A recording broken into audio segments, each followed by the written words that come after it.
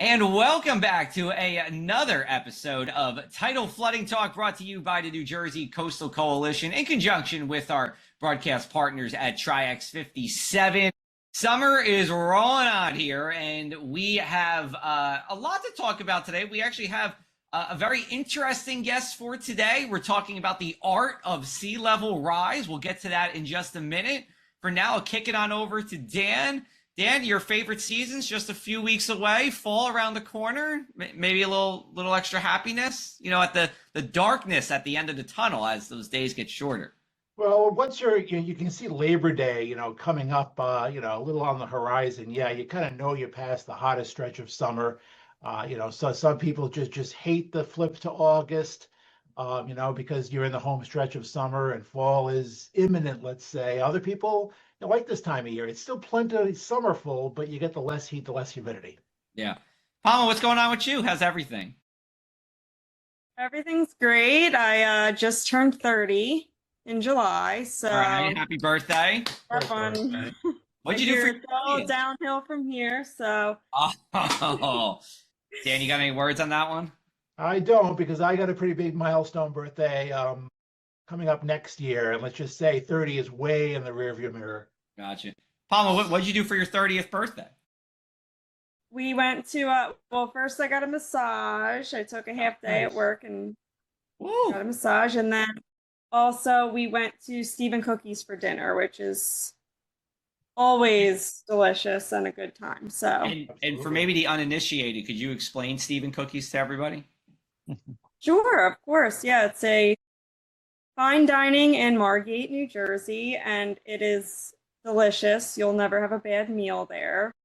We usually get our oysters and a couple of drinks, and I get the pork for dinner. But perfect. Dan, what did you do for your 30th birthday? Which I know was last year.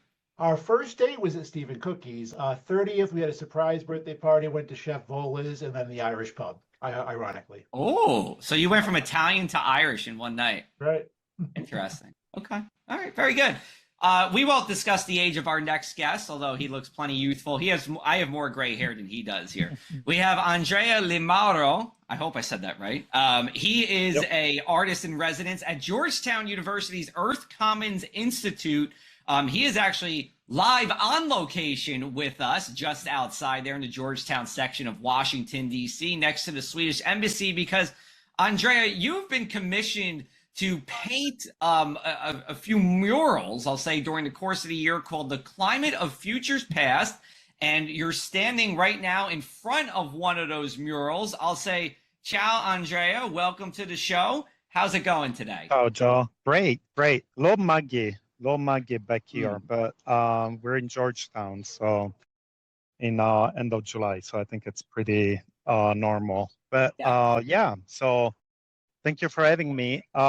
Basically, here is the first of 4 artworks that I was commissioned to do by the Washington Post about climate change impacts in Washington, D.C. And this one is probably your favorite one, because this one has to do with flood risk. So basically, the Washington Post asked me to do 4 murals, and my response to that commission was to create 4 artworks that are very site-specific and are in 4 of the locations most at risk for the biggest climate risk of that season. So this is the first one. So it's the spring artwork, and it's called The River and the Town. And in Washington, D.C., our main climate risk during the spring is riverine flooding. And the river is right here. So this is the Potomac River. It's one of our 2 major rivers here in Washington, D.C. And as you can see, the artwork is purposely very close to the river in the floodplain. Because so each artwork is in each one of the more at-risk communities in the city, but also the artwork needs to speak to that. So usually each artwork is in the location most at risk, close to the factor of risk. In this case, it's the floodplain and the river. And then also suggest some solutions. So in this case, for instance, the artwork is elevated, which is one of the first and most simple solutions when building in a floodplain. So it's slightly elevated, but still at risk, as are all the buildings that you see here. And so the artwork is really about that. It's about depicting this vast floodplain, the Potomac River floodplain, and all the communities along the floodplain. So as you start looking at the mural, kind of starts here as, and I painted the mural as if it was a mirror. So what you see in front of you is what is behind you. So in your case, this is Key Bridge. And so in front of me is Key Bridge down there.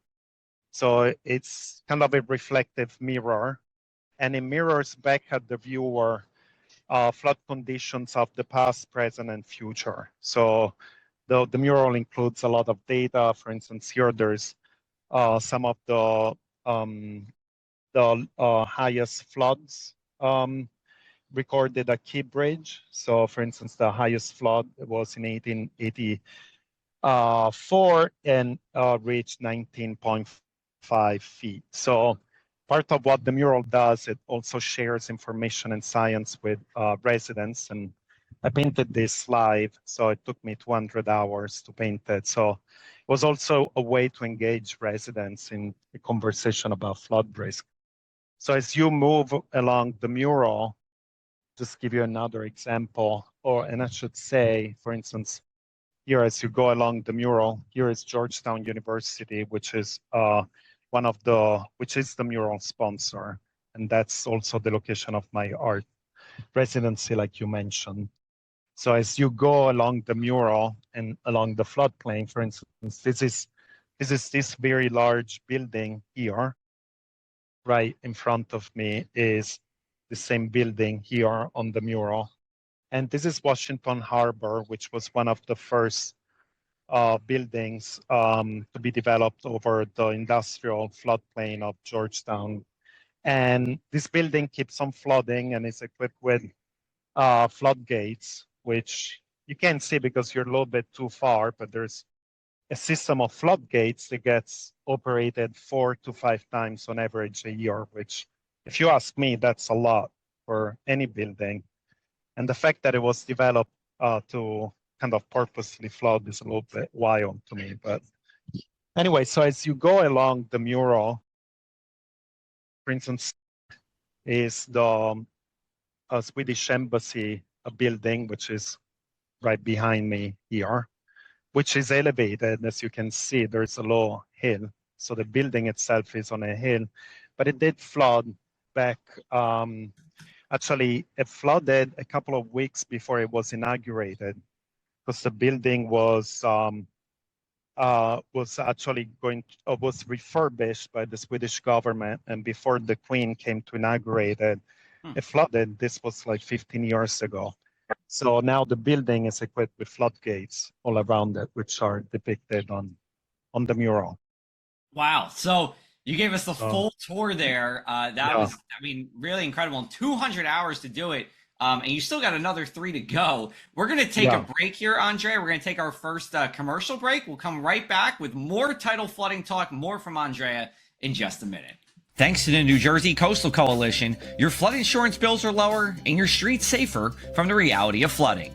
Since beginning in 2013, we build more resilient shoreline communities. Our member towns develop and share in best practices that anticipate future concerns and create flooding solutions. From our town-specific free web app for flooding information to our weekly Tidal Flooding Talk show, we focus on flooding 24/7. Visit www.njcoastalcoalition.com for more. Well, welcome back to this week's Tidal Flooding Talk, along with co-host Joe Martucci and Paul Michiles. I'm meteorologist Dan Skeldon, and interesting talk on location, guys. I think it's our first on location interview. Is that correct? Pretty cool with Andrea Lemieux. I think so. I'm going to say yes. Andrea, I have a question for you. I was wondering, first of all, the 200 hours we were talking off camera. That's pretty intense. That's a huge time commitment to create one, and I know more are in development. First question is, how is that 200 hours like broken up? Do you kind of like go for 8, 10, 12 hours straight if you're motivated and kind of inspired, or is it kind of chip away here or there? And the Oh, question was your inspiration for this. um, um, so the first, yeah, the answer to the first question is when I come out and start painting, I usually try to paint for at least 9 or 10 hours, if not more, because it takes a while to just set up and get all your stuff out and get your mentally ready for it. So once I get started, I get in the zone and then I forget to even have lunch and everything. So it becomes you have to be very I have to say in shape. It's a lot. It's physically quite demanding. I mean, for this mural, I didn't have a bathroom, for instance, and there's no covers. While I was painting this, a few times I had gloves on, a couple of times I was in a t-shirt because I painted this in March. And March in DC is crazy. You can have one day of 90 degrees and you can have days where it's really cold. And I kind of had every type of weather out here. So yeah, it's quite the physical experience. And then the inspiration. Well, I really wanted to do this. I don't know. Over time, I just created this idea of this mirror and the floodplain. I did many studies over the years of this concept, and I've been trying to kind of sell this concept around for a little bit. Just when the Washington Post gave me this commission, it seemed to be the perfect opportunity to try to make this ring concept a reality, because I had the backing of the Washington Post. It was easier than to go to Georgetown University and pitch this artwork, which they ultimately funded. It's been an idea of mine for many years, actually, I would say. I never imagined that to build it this big, but kind of ended up because I created it over this platform that already existed. So the size of it was kind of constrained by the space I wanted to build it on. And I know Palma, our building guru, will be very happy that it's elevated, right, Palma? Yes. Definitely. But I think also, like, obviously artists have to have passion for their work, right? Or else I guess the art wouldn't be so great. But what made, climate change and coastal issues resonate with you as an artist? Yeah, thank you. So I've always been interested in the environment and climate, but aside from my lifelong interest in these topics, I do work. I have my day job. I am a flood resilience planner for the District of Columbia. So I'm a local flood planner. So I pretty much spend all day looking at floodplain maps and buildings in floodplains. So I think this idea of creating this artwork definitely has come from years of not so much frustration, but just years of getting all this information in my mind that to me it's all strung up together in a linear, thoughtful way, but it's not in the eyes of everybody else. And I wanted to find a way to visualize it for everybody. So if you went around the whole ring, you would realize that essentially the entire city is protected by a network of a totally informal network of local, federal, and privately built infrastructure, whether it's flood walls or levee systems or underground pipe systems, but they all work together in concert to protect people and the city. And In my mind, this makes a lot of sense, especially once you map them all out. And essentially what this artwork is a map of that and a lot of other stories. But I think because of my day job as a flood resilience planner here in the district, looking at these things on a daily basis, I kind of, and being an artist at the same time, kind of felt like the perfect combination. Andrea, so you have a you have a full-time job and you're painting this. I just want to know real quick, do you sleep every once in a while? How many days a week do you sleep? Um, Days, hours. No, yeah, I mean, I'm fairly busy. But it's all good stuff. It's stuff I love. So, Yeah. um, Yeah. when you do what you love, you find the time for it. Sure. So, just about you, right? You were born in Italy. You were born in Rome. My mom was also Yes. born in Rome as well. You came here, I believe, in 2003. I don't know how often you get back to the homeland, back to Italy, but could you kind of compare and contrast the attitudes of, the general public between Italy and the United States when it does come to coastal flooding or sea level rise? Hmm. Well, I was just there 3 weeks ago. I came back, so I was there very recently. I think in Italy, there's a lot of recent experience with flooding, especially from rain events.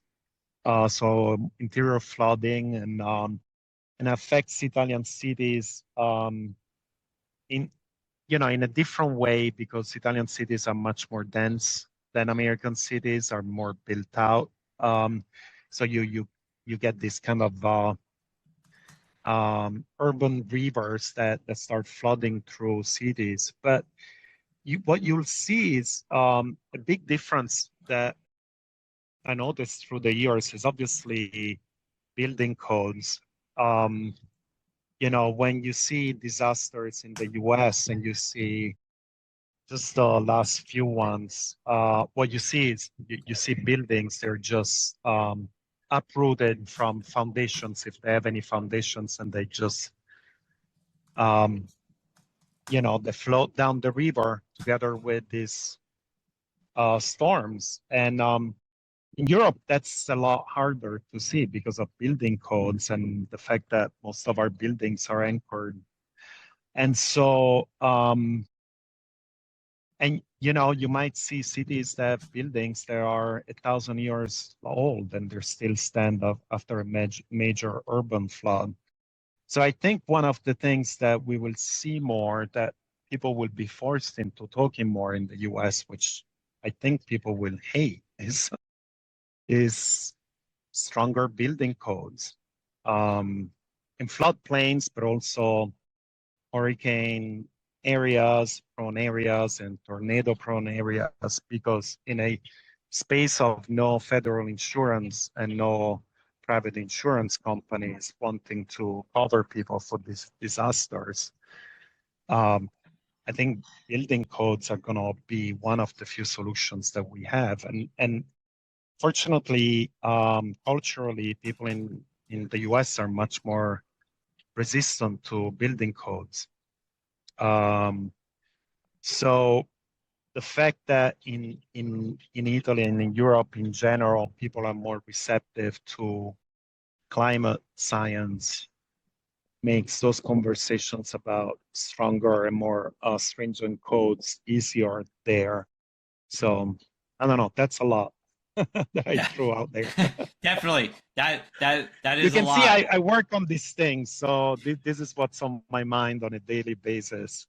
No, and that's what we do here at the New Jersey Coastal Coalition, keeping all of our member towns, together to share on coastal flooding resiliency and common sense flood solutions. And listen, whatever happens, Mother Nature's deciding if you're going to flood. It's not, we can prevent it, but Mother Nature will always be there to try to flood. So we're going to take one more break, and we'll be right back with you here on our Tidal Flooding Talk with Andrea in Washington, D.C.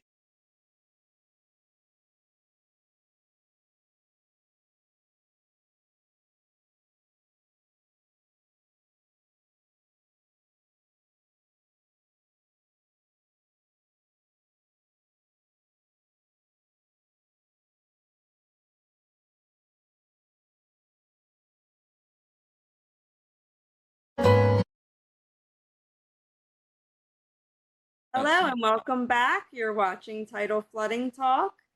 We were just touching on a little bit of building code, so I thought I'd start by saying that the New Jersey Coastal Coalition would like to remind our viewers to build responsibly. A well-planned build can save you money and protect your home. Building just 1 foot above the minimum elevation requirement can lower insurance costs and reduce flood damage. And don't forget to elevate mechanical equipment like air conditioners and generators. Small changes can make a big difference. Andrea, I want to ask you, I noticed earlier in the video when you were showing us your mural, you could see residents of DC or tourists or people, in this case, there were kids going up, touching it, interacting with it. And I know you said one of the goals earlier was, to get people talking about it. Do you find that this beautiful mural behind you is doing that? Do people reach out to you, or when you were working on it or visiting it, did it spark conversation? Did it raise awareness? Did it achieve that goal? Yes, absolutely. Painting it on site was definitely a very good tool for engagement, because people really, they want to engage with the artists when they see them working, and they want to know more about it. And that was purposeful. I wanted that to be the easy icebreaker to then have a conversation about climate.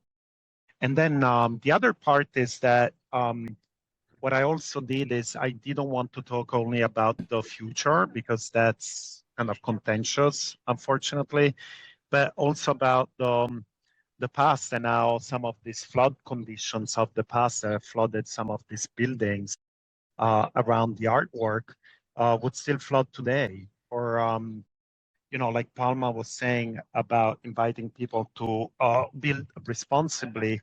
This building across from me here was built in the 80s, and they have to use their flood walls 4 or 5 times a year to protect it, which is crazy when you think about the fact that they already knew that this was a floodplain, and they built the building to have a common area that was below the river level.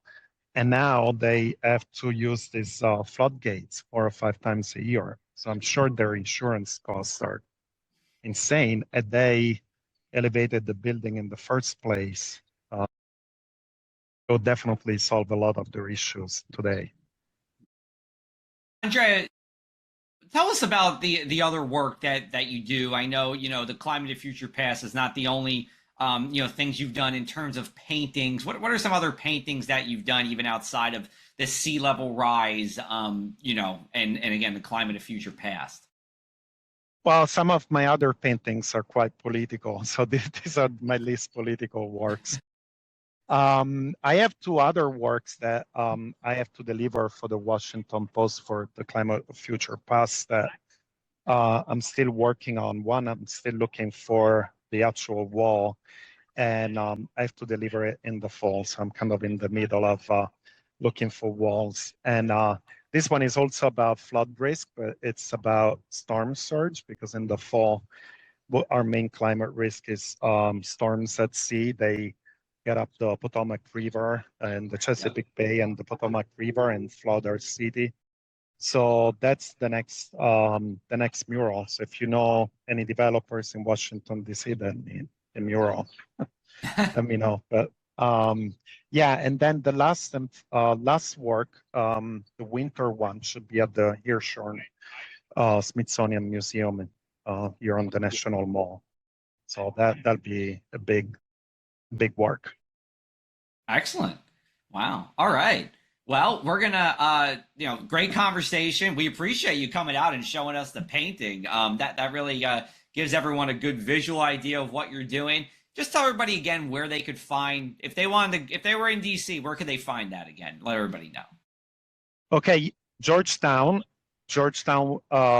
waterfront, and you walk all the way down. It's a pedestrian walkway, and you can take it all the way down to the Swedish Embassy. And the artwork is right across the Swedish Embassy. You can catch it until October, and in October, I will move it permanently on Georgetown University's campus. So after October, you'll find it on Georgetown University's campus. I'm not sure where yet. Okay, excellent. Well, thank We you, might have Andrea. Oh, go ahead, Palma. Sorry. might have to have a Tidal Flooding Talk road trip pretty soon, huh? Oh, yeah. Maybe you should come and see the other artwork. Maybe the one about storm surge that I haven't created yet. Well, when we get to our one thing we can't stop talking about, maybe I will be there. But I'm going to let Dan go first. Dan, what is the one thing on your mind, tidal flooding or otherwise?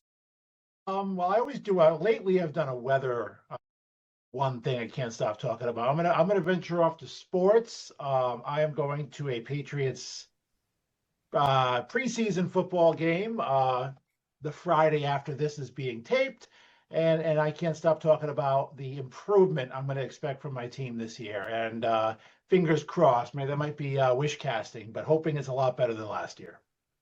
Yeah, you guys aren't used to this. Like what, 4 whole seasons of mediocrity? I know, after like 2 decades of dominance, yeah, the 4 seasons have been tough. For you, Dan. For you. Palma, you're up. Let's see. Well, first, I think that our guest is one of the first people that pronounced my name correctly the first time around, but I guess it's because it's an Italian name, so. But besides that, I think that now I'm thinking about going back to DC because I do it's one of my favorite cities, so I may have to visit there again soon. I agree. You guys should come down as a team. We got to talk to our boss about that. Maybe we can see if Tom Quirk can make it happen for us. Come on down. So I am also a big fan of Washington, D.C. Kind of reminds me of like a mini New York, like New York City without all the skyscrapers. Like I love the vibe. I love the architecture. I love just kind of being in the mix of it all with the country. But the one thing I can't stop talking about goes back to sports. So I am a Washington Capitals fan. Nicholas Backstrom, who has been playing with the Capitals since like 2004 with Alex Ovechkin, is returning back to hockey after a year away, but in his native Sweden, meaning he has left and retired from the NHL. He's 37. So I got to get back to the Capital One Arena. I keep calling it the MCI Center. It's not the MCI Center anymore. Capital One Arena, and check out the Backstrom-less Capitals. And maybe this will be our year, but I was very happy that they were first seed in the Eastern Conference last season. Go Flyers. Flyers got a few more years to go, but they're getting there. Anyway, Andrea, you're up. What's the one thing you can't stop thinking about? Coastal flooding or otherwise? I think I'm bothering everybody, telling everybody how awesome my vacation was. I went to Italy and I also stopped for 5 days in Ireland. And instead of telling you how beautiful Italy is, because as I always talk about that, I was surprised how much I liked Ireland. I invite people to visit Ireland. Really, really beautiful island and beautiful people. Really loved it. Very green. I was just in Ireland in July, too. Maybe we were there at the same time, Andrea. I was there until July 11th. I think I was there at that time. It was so beautiful. We probably saw each other at the Cliffs of Moher. I didn't go there, but I went to Dingle Peninsula. I went to Dingle, too. I was in Dingle, too. Well, it depends. Were you going the right way around the peninsula? Yes, we went clockwise. Yeah, that's the right way to go. Yeah. So did you like it? I loved it. That was my favorite part of the trip. Awesome. Same. Yeah. Great. Well, Andrea, thank you so much for joining us on this week's Tidal Flooding Talk. We're going to have plenty more episodes for you. Remember, every Tuesday at 7 p.m., you can find new episodes. For Dan Skeldon, Palma Shiles, Andrea Limaro, and myself. Thank you for having me. Have a great night, everybody. We'll talk with you again.